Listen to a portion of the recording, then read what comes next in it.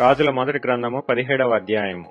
అంతటా గిలాదు కాపురస్తుల సంబంధియును తిష్బీయుడునైన ఏలియా అహాబు నద్దకు వచ్చి, ఎవని సన్నిధిని నేను నిలబడియున్నానో ఇశ్రాయేలు దేవుడైన ఆ యెహోవా జీవము తోడు నా మాట ప్రకారము గాక, ఈ సంవత్సరములలో మంచైనను వర్షమైనను పడదని ప్రకటించెను. పిమ్మట యెహోవా వాక్కు అతనికి ప్రత్యక్షమై, నీవు ఇచ్చటి నుండి తూర్పు వైపునకు పోయి యొర్దానునకు ఎదురుగా కెరీతు వాగు దగ్గర దాగియుండుము. ఆ వాగు నీరు నీవు త్రాగుదువు. అచ్చటికి నీకు ఆహారము తెచ్చినట్లు నేను కాకోలములకు ఆజ్ఞాపించితినని అతనికి తెలియజేయగా, అతడు పోయి యెహోవా సెలవు చొప్పున యొర్దానునకు ఎదురుగానున్న కెరీతు వాగు దగ్గర నివాసము చేసెను. అక్కడ కాకోలములు ఉదయమందు రొట్టెను మాంసమును, అస్తమయమందు రొట్టెను మాంసమును అతని యొద్దకు తీసుకుని వచ్చుచుండెను. అతడు వాగునీరు త్రాగుచూ వచ్చెను. కొంతకాలమైన తరువాత దేశములో వర్షము లేక ఆ నీరు ఎండిపోయెను. అంతటా యెహోవా వాక్కు అతనికి ప్రత్యక్షమై ఈలాగు సెలవిచ్చెను, నీవు సీదోను పట్టణ సంబంధమైన సారెపతు అను ఊరికి పోయి అచ్చట ఉండుము. నిన్ను పోషించుటకు అచ్చటనున్న యొక్క విధవరాలికి నేను సెలవిచ్చితిని.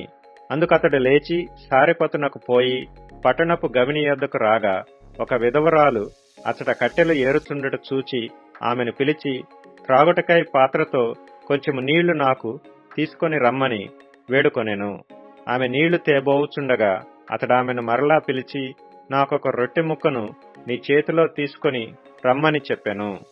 అందుకామె, నీ దేవుడైన యెహోవా జీవము తోడు, తొట్టిలో పట్టెడు పిండియు బుడ్డిలో కొంచెము నూనెయు నా యొద్దనున్నవే గాని అప్పం ఒకటైనను లేదు. మేము చావక ముందు నేను ఇంటికి పోయి వాటిని నాకును నా బిడ్డకును సిద్ధము చేసుకొనవలెనని కొన్ని పుల్లలు ఏరుటకై వచ్చితినెను. అప్పుడు ఏలియా ఆమెతో ఇట్లనెను, భయపడవద్దు, పోయి నీవు చెప్పినట్లు చేయము. అయితే అందులో నాకొక చిన్న అప్పము మొదట చేసి నా యొద్దకు తీసుకొని రమ్ము. తరువాత నీకును నీ బిడ్డకును అప్పములు చేసుకొనుము.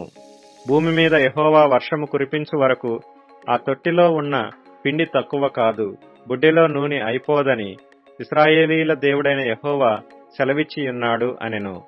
అంతటా ఆమె వెళ్లి ఏలియా చెప్పిన మాట చొప్పున చేయగా, అతడును ఆమెయు ఆమె ఇంటివారును అనేక దినములు భోజనము చేయుచూ వచ్చిరి. యెహోవా ఏలియా ద్వారా సెలవిచ్చిన ప్రకారము తొట్టిలో ఉన్న పిండి తక్కువ కాలేదు, బుడ్డిలో ఉన్న నూనె అయిపోలేదు. అటు తర్వాత ఆ ఇంటి యజమానురాలైన ఆమె కుమారుడు రోగి అయి ప్రాణము నిలవజాలనంత వ్యాధి గలవాడాయను. ఆమె ఏలియాతో, దైవజనుడా, నా యొద్దకు నీవు రా నిమిత్తమేమి?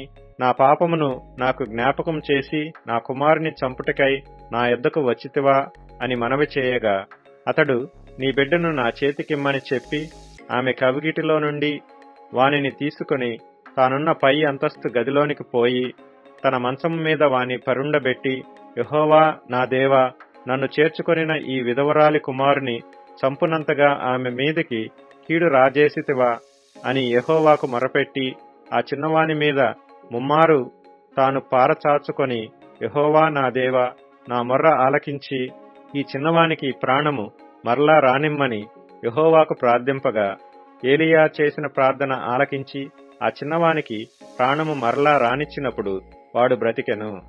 ఏలియా ఆ చిన్నవాణ్ణి తీసుకొని గదిలో నుండి దిగి ఇంట ప్రవేశించి వాని తల్లికి అప్పగించి, ఇదిగో నీ కుమారుడు, వాడు బ్రతుకుతున్నాడని చెప్పగా, ఆ స్త్రీ ఏలియాతో, నీవు దైవజనుడివై ఉన్నావనియు నీవు పలుకుచున్న యెహోవా మాట నిజమనియు ఇందుచేత నేనెరుగుదుననెను.